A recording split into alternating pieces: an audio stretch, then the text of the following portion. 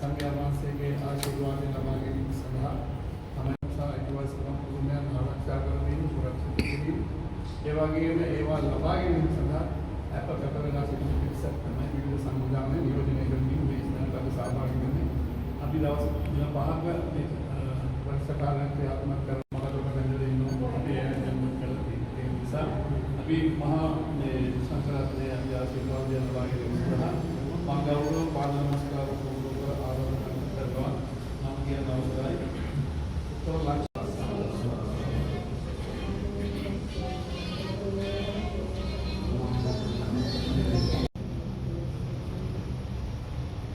බුද්ධං සරණං ගච්ඡාමි ධම්මං සංඝං සරණං ගච්ඡාමි ဒုတိယံ පි බුද්ධං සරණං ගච්ඡාමි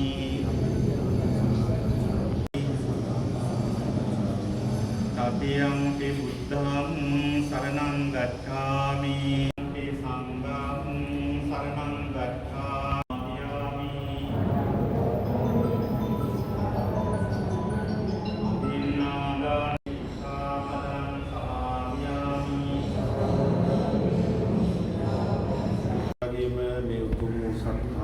සිද්ධ කරන්න ප්‍රධානත්වයේ දරන සියලුම පින්වත්නි අද විශේෂ දිනයක් වශයෙන් අපි ලංකාවේ විවිධ ප්‍රදේශවල මහා සංඝ රත්නය එක්රාස් වෙලා වගේ මාතෘකාවේ පින්වත් බෞද්ධ පින්වත් පිරිස එක්රාස් වෙලා අපේ උතුරු ප්‍රදේශයේ සිංහල සහ බෞද්ධ සිංහල දමිළ බෞද්ධ ජනතාවට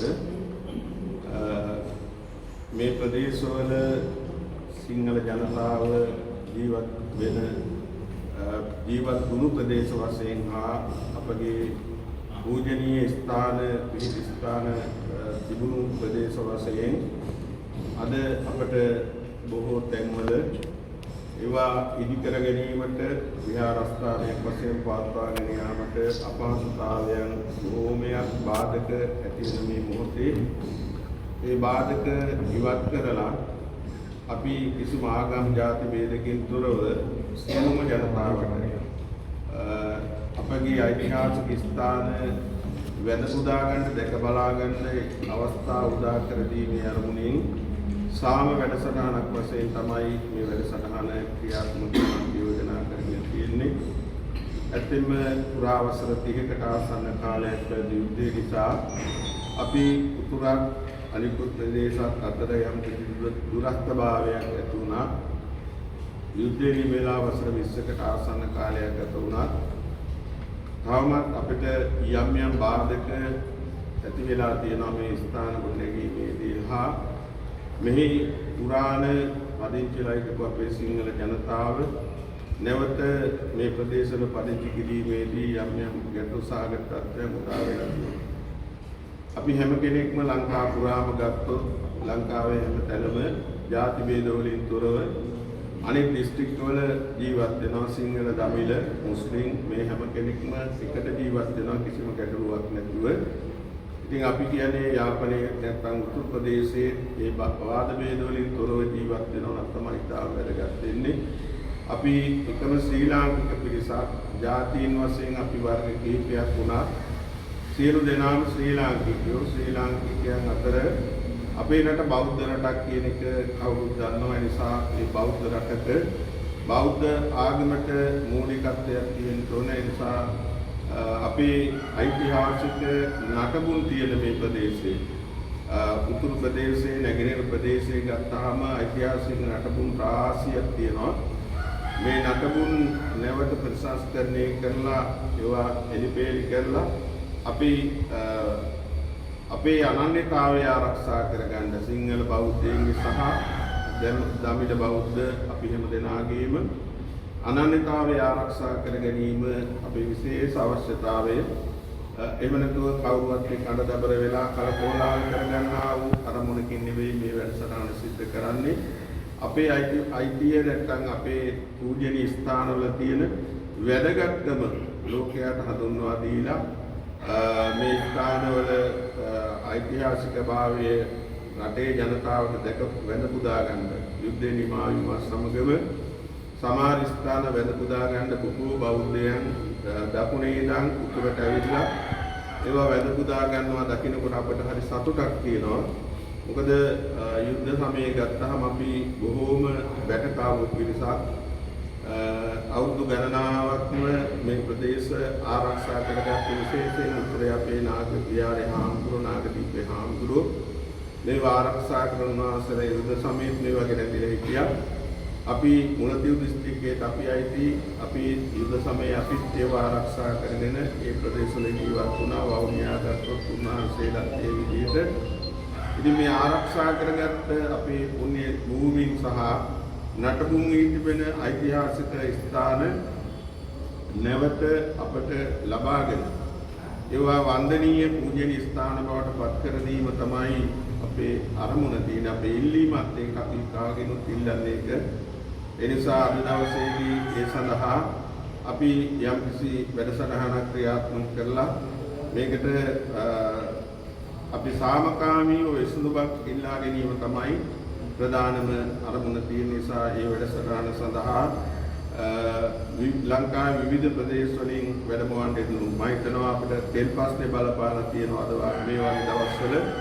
ඒ නිසා උන්වහන්සේලාට වැඩම කරන්න යම් අපහසුතාවයන් තිබුණා. හැකියපමණින් මේ අවස්ථාවට සහභාගී වුණ අපේ ගෞරවනීය මහා සංඝරත්නයේ අපට උතුරු ප්‍රදේශයේ වැඩ වාසය කරන ස්වාමීන් වහන්සේලා වශයෙන් මුලතිව් දිස්ත්‍රික්කයේ අපේ කෝසල මහත්මයා සම්බන්ධීකරණය සිදු කරලා ආරාධනා කළා. ඉතින් අපේ වැලියුවේ ගත්තාම විහාරස්ථාන 10ක් 12ක් තියෙනවා. හැම විහාරස්ථානෙම එක භික්ෂුන් වහන්සේ නමක් වාගේ තමයි වැඩ ඉන්නේ. ඉතින් අද අපි බොහෝදෙනෙක් සහභාගී කරවන්න බලාපොරොත්තු වුණා. යම් ආගමික කටයුතු නිසා එන්න අපහසුතාවයන් නැති වුණා. කෙසේ නමුත් මේ වැඩසටහන අපි බලාපොරොත්තු වෙන ඉලක්කය කරා යන්න ශක්තියක් වෙන්න විශේෂයෙන්ම මම හිතනවා අපේ උතුරු ප්‍රදේශයේ ජීවත් වෙන අපේ නාග විහාරයේ අපේ පඬිතු හාමුදුරන් වහන්සේ නායක හාමුදුරන් වහන්සේ ඇතුළු අනිකුත් මහා සංඝරත්නයේ උපරි වැඩින හාමුදුරන් වහන්සේලා වශයෙන් අපි හැමදෙනාම අපිට පුළුවන් ආකාරයෙන් උපරිම සහයෝගය දායකත්වයේ ලබා දෙන්න බලාපොරොත්තු වෙන අතර විවිධ ලංකාවේ විවිධ ප්‍රදේශ වලින් වැඩම අපේ නායක හාමුදුරන් වහන්සේලා පඬිතු හාමුදුරන් වහන්සේලා ඔබ වහන්සේලා මේ දරන ප්‍රයත්නයත් ඉතාම සාර්ථක වෙන්න කියලා මේ මොහොතේ ප්‍රාර්ථනා කරන අතර මේ සංවිධානය කරන සියලුම අපේ ගිහි බෞද්ධ පින්වත් හැමදෙනාටම තුන්රුවන්ගේ ආශිර්වාදය අද මේ ආරම්භ කරන වැඩසටහන ਸਰව ප්‍රකාරයෙන්ම සාර්ථක වැඩසටහනක් බවට පත් වේවා කියලා ප්‍රාර්ථනා කරන හැමදෙනාටම දෙවියන් සරණයි. අපි ප්‍රධාන ඒක නිසා මතක් කරනවා ඒක වගකීම අපි කරකවගෙන අපේ කෝසල පත්‍රයේ මැතිතුමන් ඇතුළු සියලුම සංවිධානවල මහත්මීන් ඇතුළු පාරමිත කෙනෙකුයි විශේෂයෙන් අද දිනේ තුල මේ සාමපාද යාත්‍රාවක් පවත්වාගෙන මේ උතුරේ උරුමයන් හැටියට විශේෂයෙන් අපේ අවුරුදු 2500 ඉතිහාසයක් කියවෙන ලාංකීය අපේ පරපුරේ මේ මම හිතන්නේ උතුරු ප්‍රදේශයෙන් තමයි අපේ බෞද්ධ ආගමේ මූලාරම්භය සිද්ධ වුණේ. දඹුගල පටුන වරායෙන් විශාල වශයෙන් ඉන්දියාවේ අපේ ශ්‍රී මහ බෝධියේ වැඩම කරමින් ඉඳලා බෞද්ධ ඉතිහාසයේ ආරම්භය සිද්ධ වුණේ.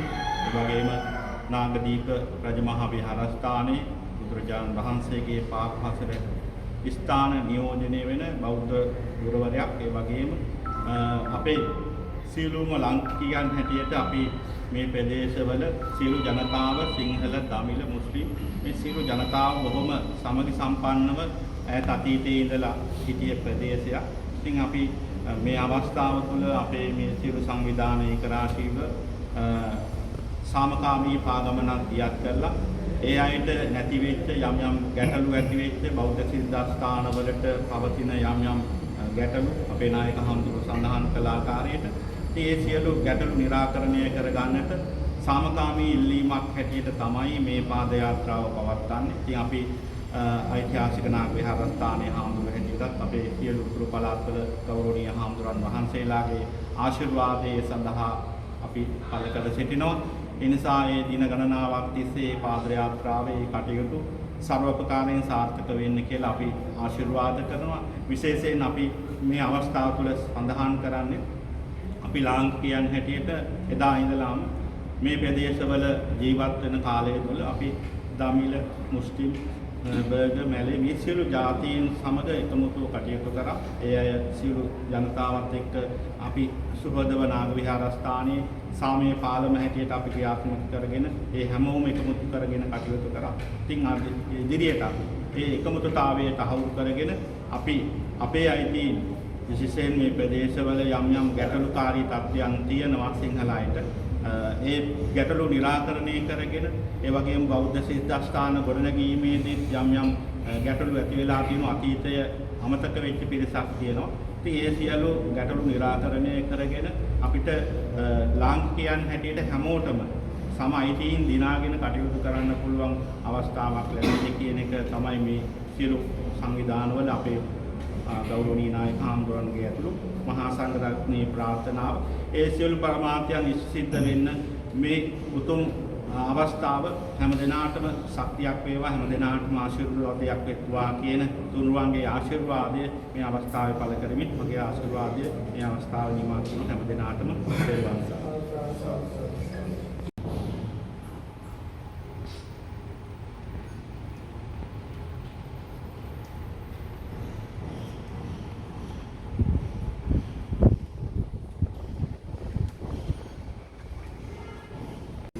எல்லோருக்கும் வணக்கம். இந்த பாத யாத்திராவின் நோக்கம் வந்து இலங்கை எல்லா மக்கள் சாந்தி சமாதானத்தில் இருக்கு. இந்த புத்த பகவானுடைய தர்மத்திலே நாங்கள் எல்லா மக்கள் ஒற்றுமையாக இருக்கிறோம். இந்த மாதிரி இந்த எல்லா மக்கள் யாழ்ப்பாணத்தில் இருக்கு, கொழும்பு இதெல்லாம் இந்த பிரதேசத்தில் இருக்க சின்ன சின்ன பிரச்சனைக்கு நாங்களுடைய மதகுருமாரும் வேறு அரசியல்வாதிகளும் இது எல்லாம் ஒற்றுமையாக இருக்குது. இந்த பிரச்சனையெல்லாம் நாங்களுடைய பௌத்த மதத்தில் இருக்க பிரச்சனையோ வேறு வேறு விஹாரில் இருக்க பிரச்சனையோ எல்லாம் பிரச்சனைக்கு நிப்பாட்டு மாதிரி தான் இது பாதுகாப்பு தான் செய்வேன். இந்த நாகவிஹாரில் வந்து இலங்கை எல்லா மக்களுடைய சிங்கள தமிழ் முஸ்லீம் எல்லா மக்களும் சாந்தி சமாதானத்தால் தான் நாங்களுடைய பிரதேசம். இந்த தர்மத்திலே புத்த பகவானுடைய முக்கியமான பிரதேசம். எல்லாம் பாவங்களில் இருந்து விலகி நல்ல காரியங்களை நடத்து மனதை ஒருநிலைப்படுத்தி இது தான் புத்த தர்மத்தில் முக்கியமான தர்மம். இந்த தர்மத்திலே எல்லா மக்கள் சமாதானத்தில் இருக்குதான் நாங்களுடைய பிரதேசம். இந்த நேரத்திலே உங்கள் எல்லோருக்கும் இலங்கை மக்கள் சமாதானத்தில் இருக்க நாங்களுடைய பௌத்த தர்மத்திலே ஆசீர்வாதிக்கின்றேன். நன்றி, வணக்கம்.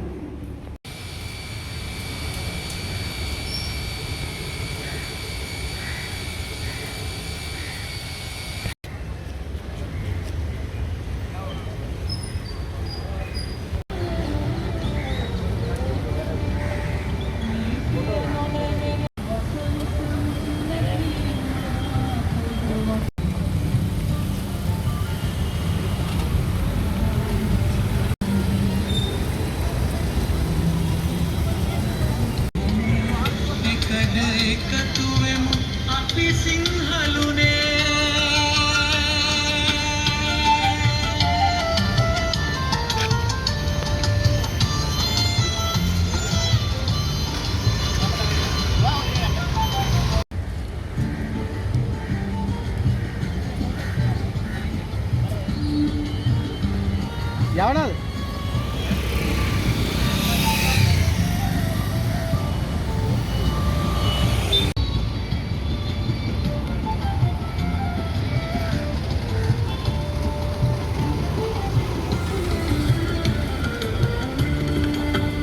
නීතිය නොනැමෙන එකම රටක්, කුස්මිතිකම් නැති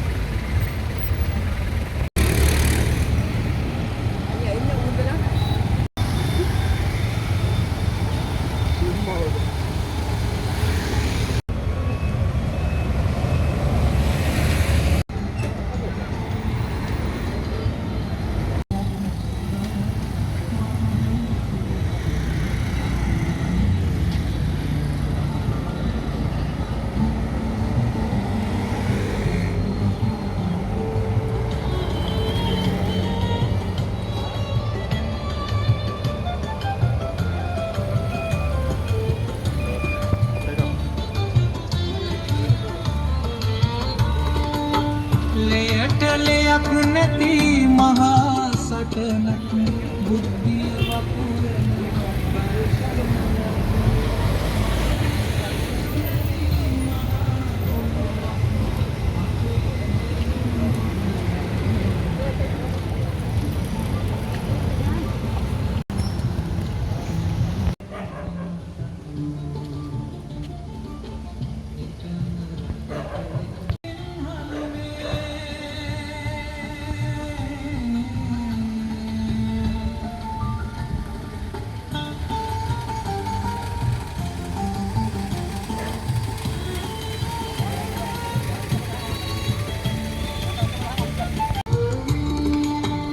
නීතිය නොනැමෙන එකම රටක් කුස්මිතිකම් නැති එකම නිවහල් නිදහස්